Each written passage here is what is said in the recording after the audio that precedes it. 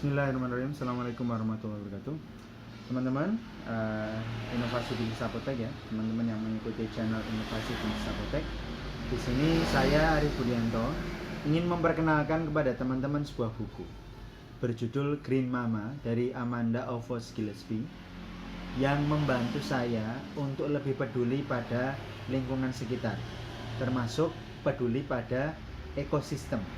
Jadi kalau kita bicara tentang ekosistem ini, bicara juga ekosistem dalam bisnis sebenarnya. Artinya jika kita menginginkan keuntungan maksimal dalam sebuah bisnis, maka kita harus memperhatikan ekosistem.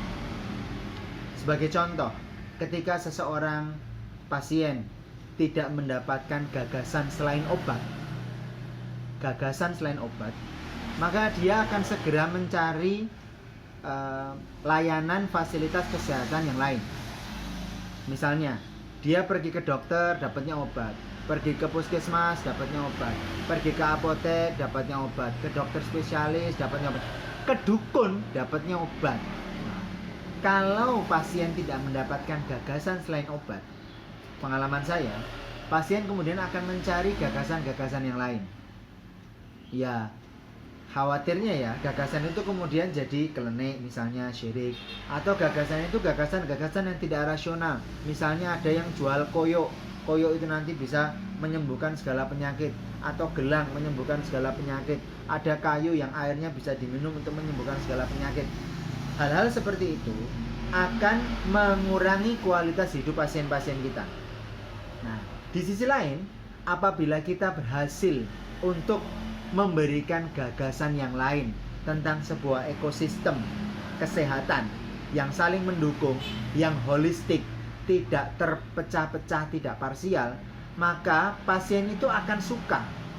Preference dan linkingnya itu akan semakin kuat kepada bisnis kita. Nah, untuk gagasan terkait dengan terapi non-farmakologi, terapi selain obat, agar pasien itu tidak melulu pikirannya dipenuhi dengan obat, buku ini salah satunya. Buku tentang Green Mama. Sebenarnya buku ini ditulis khususnya kepada para bunda yang ingin melakukan pendekatan dalam merawat anak-anak dengan lebih alami. Jadi misalnya tetap melakukan imunisasi oke, tapi makanannya makanan alami. Jadi bukan serta-merta tidak pakai imunisasi, bukan begitu. Kalaupun kemudian teman-teman mengambil pilihan untuk tidak ikut imunisasi, teman-teman mengambilnya dengan sadar, dengan penuh pengetahuan akan resiko dan konsekuensi, baik resiko dari secara medis maupun resiko secara lingkungan. Akhirnya akan edukasi oleh bidan, kader PKK dan sebagainya. Itu konsekuensi-konsekuensi yang lain selain konsekuensi medis.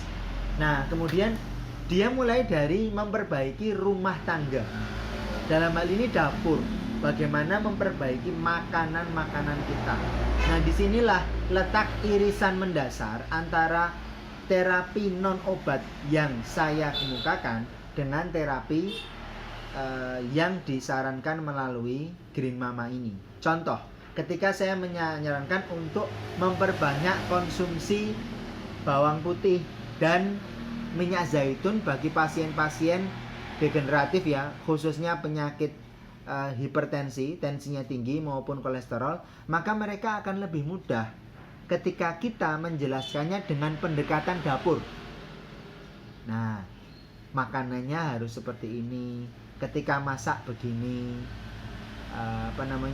bumbu yang digunakan seperti ini, bagaimana kita bisa mengurangi jumlah minyak, manfaatnya apa, mengurangi asupan garam, manfaatnya bagaimana membantu anak-anak kita untuk lebih sehat dengan mengatur pola makan mereka. Menarik ini pendekatan yang istimewa, terutama apabila kita ingin membantu pasien kita agar mereka, pasien-pasien kita itu lebih mudah dalam menerapkan, mengimplementasikan saran-saran terapi non farmakologi dari kita. Contoh yang lain, misalnya anaknya itu sering sakit gigi. Ini kan curiga kita kekurangan kalsium ya. Nah, kita bisa mengajak atau ngajari pasien kita untuk menjelaskan kepada anak tentang asupan kalsium yang harus mereka konsumsi agar mereka tumbuh sehat. Nah, caranya bagaimana itu diterapkan, dicontohkan di sini.